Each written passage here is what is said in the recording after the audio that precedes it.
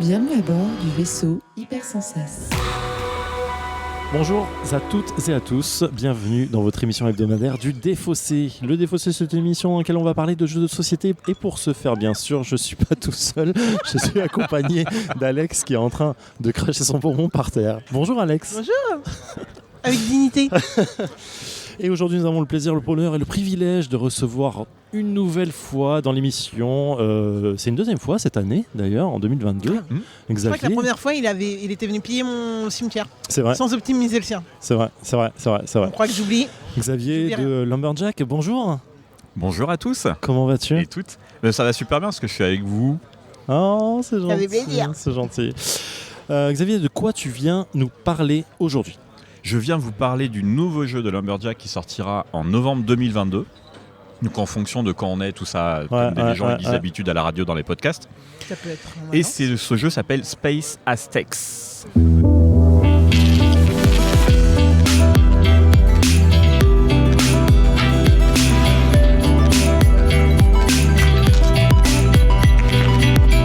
Tu vas nous parler de Space Aztec.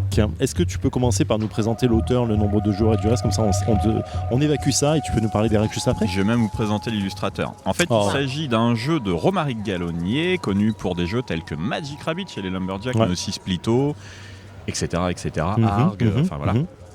Et l'illustrateur, c'est Maxime Morin, qui a fait un magnifique travail d'illustration sur, par exemple, Codex Naturalis. Oh oui, d'accord, ouais, très beau, très bien. Le Petit Peuple, et voilà. Et c'est un jeu pour 2 à 6 joueurs, pour des durées de partie d'environ 15 minutes. D'accord, et intense. à partir de 8 ans. Ok. Voilà. Donc le thème du jeu est déjà... C'est juste dans une gamme assez particulière de chez les Lumberjacks. Ouais. Alors, on vous en avait parlé café. à Cannes, justement, c'est la même gamme qu'au My Brain. Ouais. Et en fait, ça marque un petit peu un arrêt de la gamme d'une certaine manière, c'est que la boîte n'est plus la même. Avant, on avait une boîte fourreau avec un couvercle qui s'ouvrait en boutique, il n'y avait pas de cello pour pouvoir... voilà. Et on vous en avait déjà un peu parlé à l'époque, vous avez dit comme My Brain, ce serait le dernier de ce style-là. Oui, parce que la fabrication était faite en Chine et vous vouliez arrêter de faire ça. Exactement, et voilà. Et en fait, Space Aztecs, c'est la continuité de la gamme tout en marquant une étape un peu particulière, puisque on n'aura plus ce boitage-là. Mais c'est les mêmes dimensions, c'est le même positionnement en termes de prix et en termes de ligne éditoriale, à savoir des jeux qu'on peut jouer en essayant d'être un peu stratège ou en étant un peu léger, et ça marche quand même, voilà, et fun, rigolo et rapide à prendre en main. Et tout de la pause café, quoi. Ouais, toujours à la pause café, mais vu que ça s'appelle plus coffee break, on n'est pas obligé de boire de café, ça peut être la pause jus de tomate.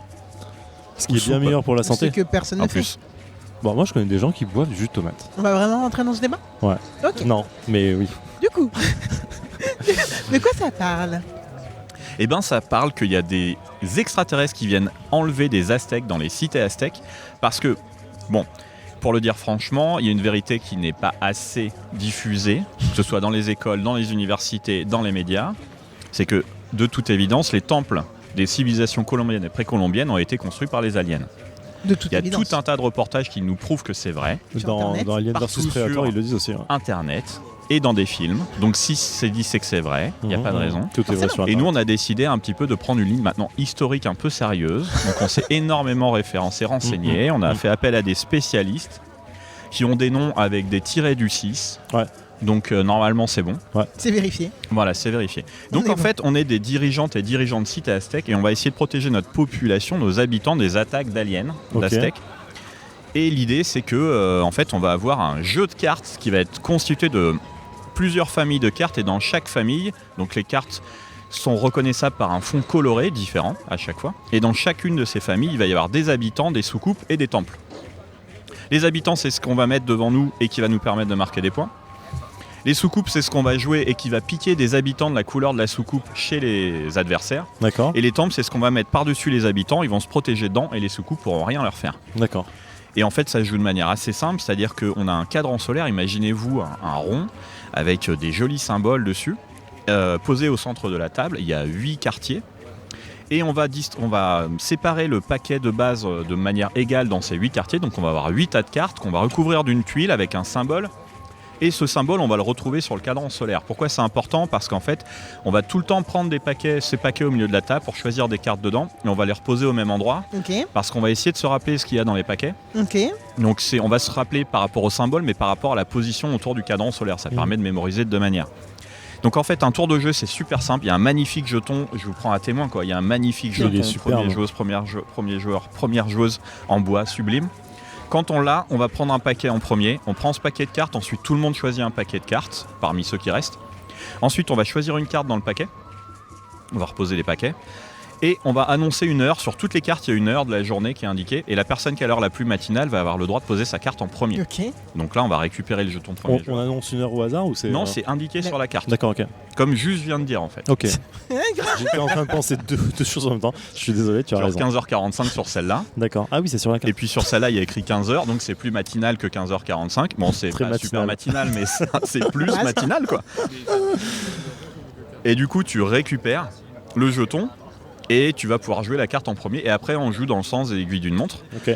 Et soit tu joues une carte codex, c'est une carte sur laquelle il y a des objectifs qui sont indiqués et tu marqueras des points à la fin de la partie si tu as rempli. Soit tu joues des habitants et tes habitants ils vont te rapporter des points et en fonction des familles, tu as des scorings différents. Soit tu joues un temple et à ce moment-là tu vas protéger tous tes habitants de la même couleur. Et c'est cool parce que tu vas scorer vraiment les points. Soit tu joues une soucoupe et là tu vas piquer des cartes à tout le monde de la couleur de la soucoupe. Et c'est là que ça commence à queener. Où tout le monde mais attends, mais t'es en train d'installer une super combo. Et voilà. On va piquer des cartes. Donc c'est un jeu de pendant ta gueule de qui queen ou de l'opportunisme avec un peu de mémoire et de la stratégie de fond où tu fais du bait. Tu vois, tu mets mais regardez, moi je pars sur cette truc. Donc les gens t'attaquent à la soucoupe et tu fais en fait c'était même pas vrai. Voilà. D'accord. Ok. Moi j'ai une règle quand même. C'est quoi la règle premier joueur J'ai une question, excusez-moi. Je t'en prie. C'est quoi la règle premier joueur pour récupérer le jeton ? Alors, au début de la partie, on va décider du premier joueur, première joueuse. On fait comme on veut, mais dans la règle, c'est indiqué que c'est la personne qui est habillée de la manière la plus bariolée. C'est pour ça que je suis habillé comme un clown. Il est pas dans le bon podcast. Mais non, mais j'avais prévu moi en fait. J'avais prévu quoi. Eh ouais, les gars.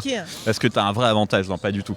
Et après, il y a cette fameuse règle de le plus matinal. Au moment où on décide qui va poser sa carte en premier, tu récupères le jeton. Donc, au tour d'après, bim, tu deviens aussi premier joueur à prendre le paquet de cartes. Oui, après. Mais après, le premier, c'est celui qui est le plus bariolé.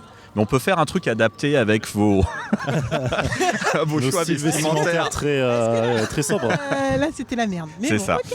Okay. Et oui, je vous ai pas dit, on joue comme ça. En fait, on va enchaîner les tours exactement tout le temps de la même manière jusqu'à ce que soit il y ait 2 paquets qui soient vides. À ce moment-là, on va jouer la dernière carte, enfin la carte qu'on a en main, qu'on a pris à ce moment-là.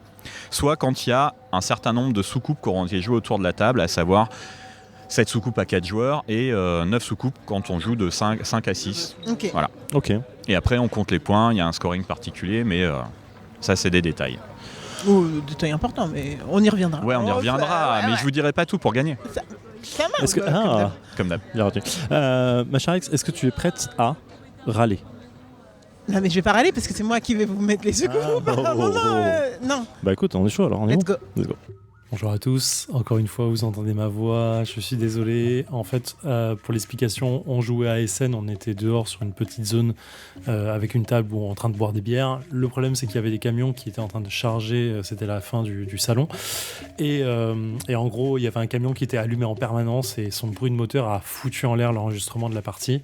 Donc voilà, on n'a pas pu enregistrer ça correctement. Cependant, écoutez, je vais vous donner quelques fun facts autour des Aztèques que j'ai trouvé sur Internet et que je trouvais assez intéressant de pouvoir partager avec vous. Saviez-vous que les Aztèques auraient inventé le chocolat ?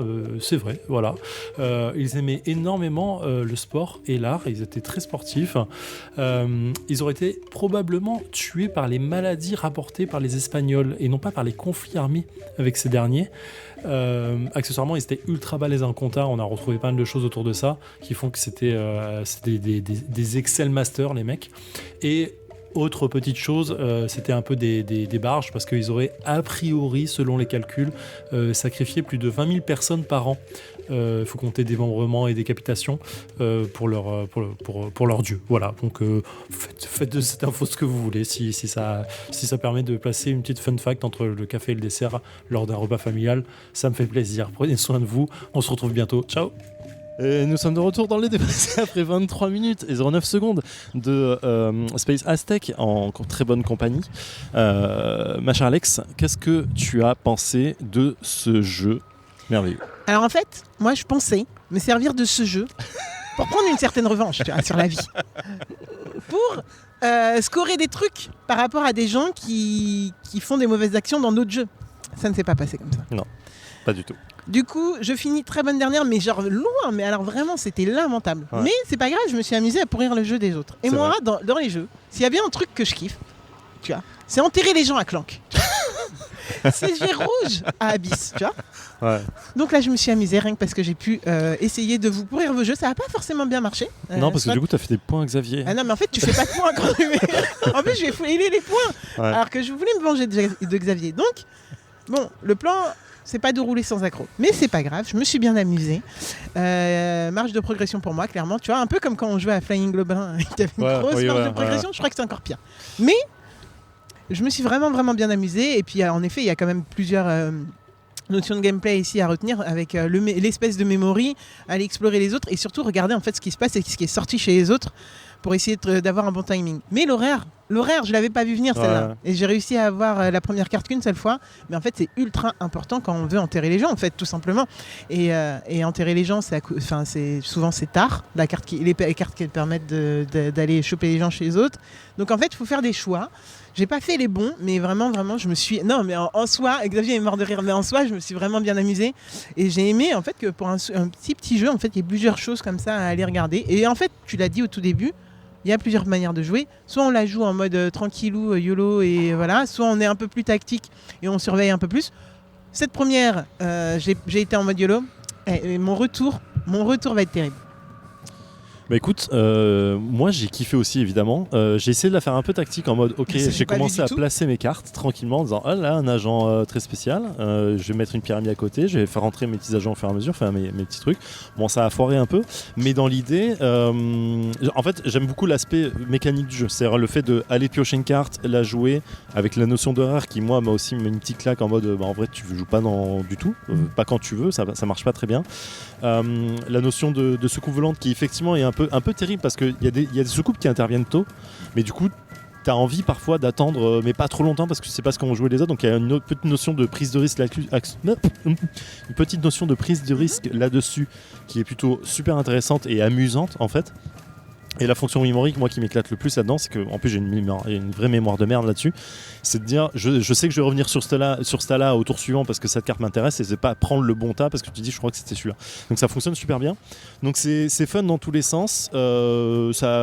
J'imagine qu'en fait le jeu prend très vite autour de la table, quel que soit le type de personne qui est autour de toi. Ouais, clairement, les gens qui n'aiment vraiment pas le jeu, c'est juste les gens qui détestent ne pas pouvoir construire leur stratégie. Oui.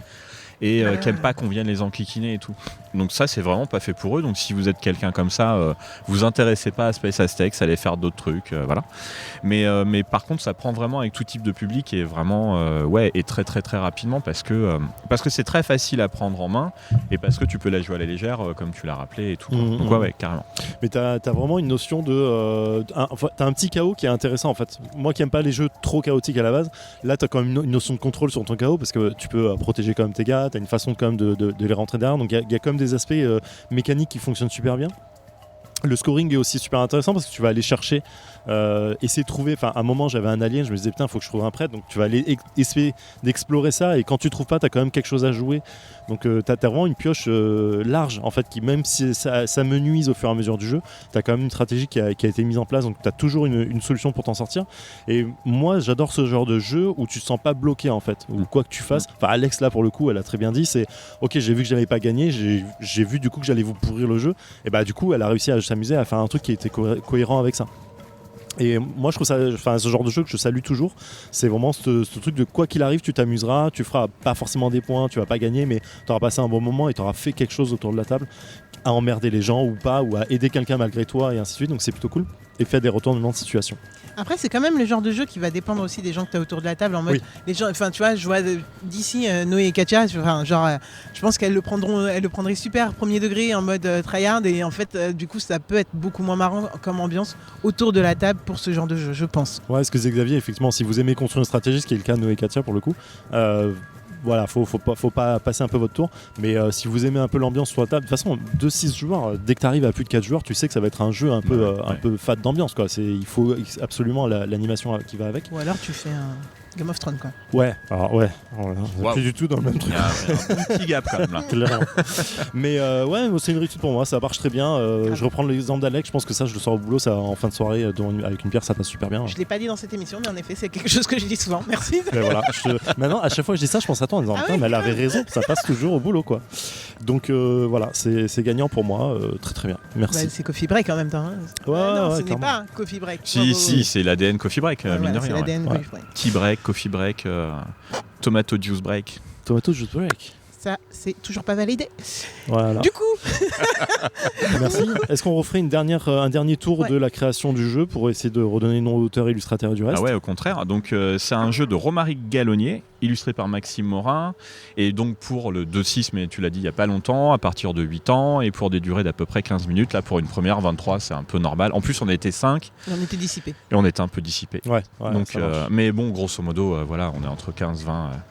Ça marche très très bien. Et voilà. Et tu disais que ça sort fin novembre là, c'est ça? Ouais, 18 novembre pour être très Ok. exact. 18 novembre 2022. Ok, très Voilà. bien, parfait, c'est noté. Sur les tables pour Noël, c'est ok. C'est Bah, exactement grave, ce qu'on veut. sous les sapins et autres C'est ok. Ouais, carrément. décorations. Ouais. Carrément. Ah, tu Ok. mets en déclaration de Noël. Ok, ma chère Alex. Oui. Déjà, je veux dire au revoir à notre invité. Merci Xavier d'être venu. C'est toujours un plaisir de te recevoir et Carrément. que tu puisses faire râler Alex. C'est toujours un petit bonus supplémentaire. Je sais pas pourquoi je dis ça, mais ça me fait plaisir. Non mais en fait, on va scorer les points en fait. Exactement. Non, on rigole pas parce que là on rigole. Là, Mais moi, 2-0 là. On rigole pas en fait. La prochaine. Non mais déjà au Fige, il y a une émission. Il y a une émission et Fige. franchement c'est la guerre. Il va se passer des trucs dans cette émission. Tu essaieras de remonter au score, quoi. Là, il a 2-0. Hein. Non, il y a 1-0 là.